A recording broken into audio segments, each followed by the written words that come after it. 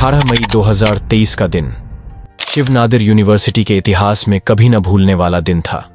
यह वह दिन था जब एक साधारण सी प्रेम कहानी ने इतना भयानक मोड़ ले लिया कि 2 जिंदगियां बर्बाद हो गईं, और इसके प्रभाव से न केवल उनके परिवारों बल्कि पूरे यूनिवर्सिटी के समाज पर गहरा असर पड़ा।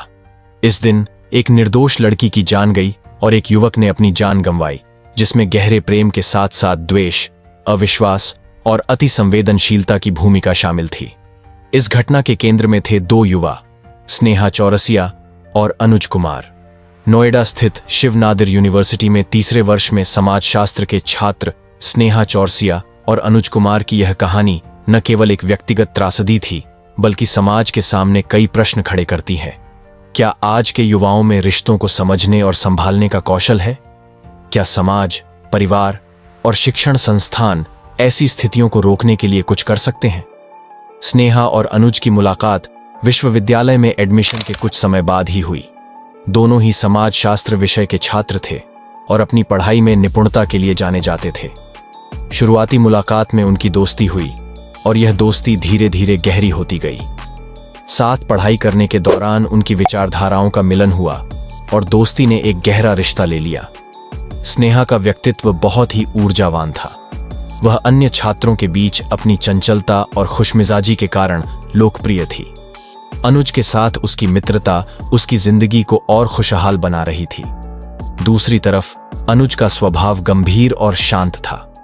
वह अपने हर काम को पूरी लगन से करता था और उसका व्यक्तित्व बेहद आत्मनिर्भर था। ये दोनों एक दूसरे के पूरक थे और शायद इसी कारण उनकी मित्रता और बाद में उनका प्रेम और भी गहरा हो गया।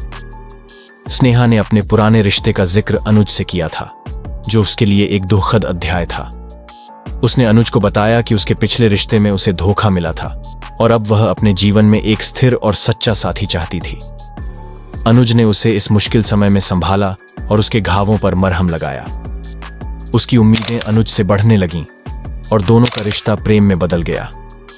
अनुज ने भी स्नेहा के प्रति अपनी भावनाएं जाहिर कीं और वे दोनों एक गहरे रिश्ते में बंध गए। समय के साथ स्नेहा और अनुज के रिश्ते में दूरियां आने लगीं। अनुज का स्वभाव अब अधिक शकपूर्ण और नियंत्रक हो गया था। उसे लगता था कि स्नेहा उससे कुछ छिपा रही है और किसी और के साथ भी जुड़ने की कोशिश कर रही है। अनुज की यह सोच स्नेहा पर दबाव डालने लगी और उसने इस रिश्ते से खुद को बाहर निकालने का निर्णय लिया। स्नेहा ने अनुज से कहा कि वह अब इस रिश्ते को और नहीं निभा सकती और वह अपने करियर पर ध्यान देना चाहती है। अनुज इस बात को सह नहीं पाया। उसे लगा कि स्नेहा उसे छोड़ रही है और किसी अन्य व्यक्ति के साथ आगे बढ़ रही है। उसने स्नेहा के लैपटॉप से उसकी एक नई चैट पढ़ी, जिसमें किसी और व्यक्ति का जिक्र था। यह बात अनुज के लिए असहनीय हो गई और उसने मन में इस रिश्ते के प्रति गहरे द्वेष और नफरत के बीज बोली। 18 मई 2023 का दिन एक आम दिन की तरह शुरू हुआ था, लेकिन उस दोपहर शिव नादिर यूनिवर्सिटी में कुछ ऐसा हुआ जिसने सबके दिलों को झकझोर दिया।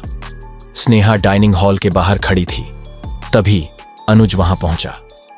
अनुज ने स्नेहा को देखते ही उससे गले मिलने के बहाने उसके करीब आया और अचानक अपने पास रखी पिस्तौल निकालकर स्नेहा पर गोली चला दी।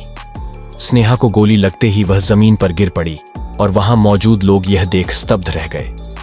स्नेहा को तत्काल अस्पताल ले जाया गया, लेकिन डॉक्टरों ने उसे मृत घोषित कर दिया।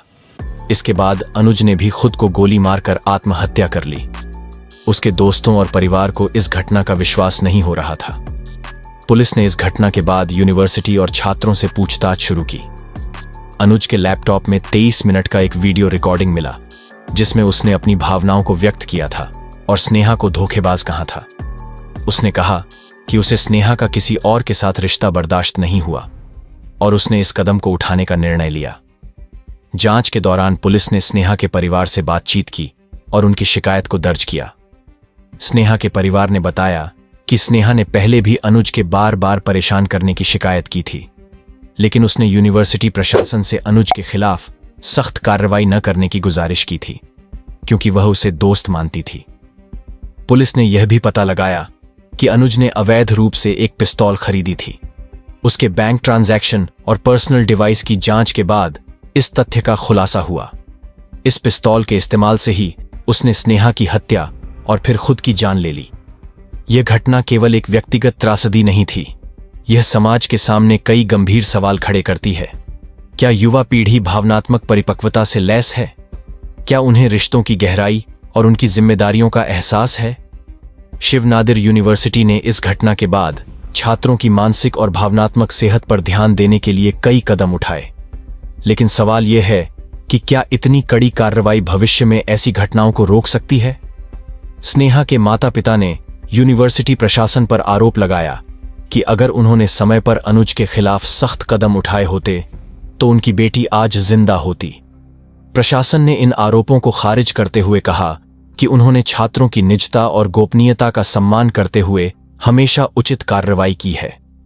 यह घटना हमें यह सीख देती है कि भावनात्मक संवेगों को नियंत्रण में रखना बहुत जरूरी है। रिश्ते चाहे कितने ही गहरे क्यों न हों, उनका एक सीमित दायरा होता है। कोई भी व्यक्ति किसी के प्रति इतना जुनूनी नहीं हो सकता कि उसकी जिंदगी को ही खत्म कर दे। शिक्षण संस्थानों को भी इस दिशा में कदम उठाने की आवश्यकता है कि वे छात्रों की मानसिक सेहत पर ध्यान दें और उन्हें स्वस्थ रिश्तों की शिक्षा प्रदान करें। समाज के हर हिस्से को इस बात का एहसास करना होगा कि युवाओं में आत्मसंयम और समझ की कमी हो सकती है। इसलिए परिवार, शिक्षक और मित्र इस जिम्मेदारी को समझें और सही मार्गदर्शन दें।